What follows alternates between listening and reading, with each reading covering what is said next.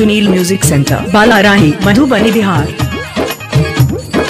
माँ Gayatri recording studio.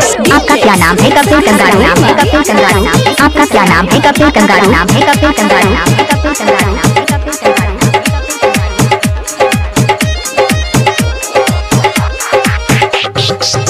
हेगे चल नहीं उतान छौड़ी छौड़ा पटा ले तो गे धीरे से हाँ चल नहीं उतान छौड़ी छौड़ा पटा ले तो गे आ तोरा महीनस में आ तोरा महीनस में पालस सटा ले तो गे आ तोरा महीनस में पालस सटा ले तो गे हेगे बोल डीजे रमेश राज, डीजे रमेश राज, डीजे रमेश नहीं तो लेटा दे तो गे आता बुझला का छौरी हेगे बोल नहीं तू लबर लबर नहीं तो लेटा दे तो गे छौड़ा माइनस में पालस सटा दे तो गे छौड़ा माइनस में पालस सटा दे तो गे डीजे रमेश राज, डीजे रमेश राज, डीजे आप सुन रहे हैं सावरिया म्यूजिक।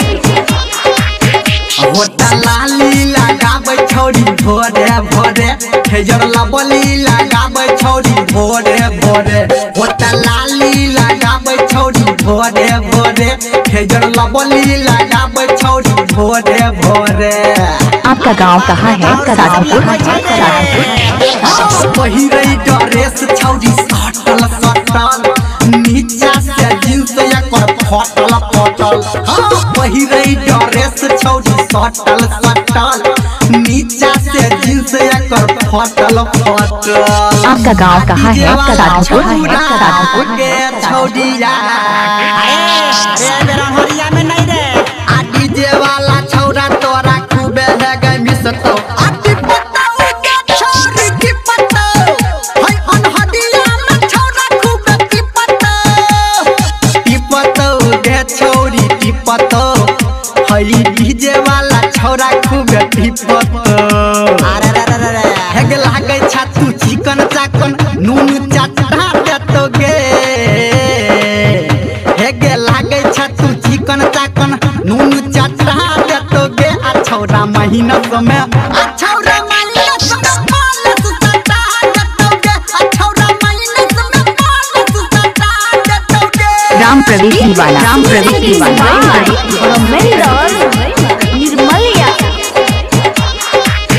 हेरे काजर लगाबै छौरी भोरे भोरे आ अलता लगाबै छौरी भोरे भोरे काजर लगाबै छौरी भोरे भोरे आ अलता लगाबै छौरी भोरे भोरे। आपका क्या नाम है? कपिल कंगारू, कपिल कंगारू दुनू गाल एकर फूलल फूलल आ चोली के अनार एकर झूलल झूलल दुनू गाल एकर फूलल फूलल आ चोली के अनार एकर झूलल झूलल। ओए होए आ भलुम कपिल दीवाना, कपिल दीवाना छौरिया आप की गल करे हैं आ भलुम समझ के आगे छौरिया ऑपरेटर राजा ब ऐठतो आ ऐठतो के छौरी ऐठतो हाय तोरा दुनू भलुम के ऐठतो दे छौरी ऐठतो हाय तोरा दुनू बटम के टिपतो। आपका क्या नाम है? कपिल कंगारू, कपिल कंगारू धर्मेंद्र निर्मलिया लाज हटा ले तो गे हेगे कहो डीजे संजय गौतम लाज हटा ले तो गे आ तोरा माइनस में पालस सटा ले तो गे आ छौरा माइनस में। आपका गांव कहाँ है? राधनपुर। आपका गांव कहाँ है? राधनपुर।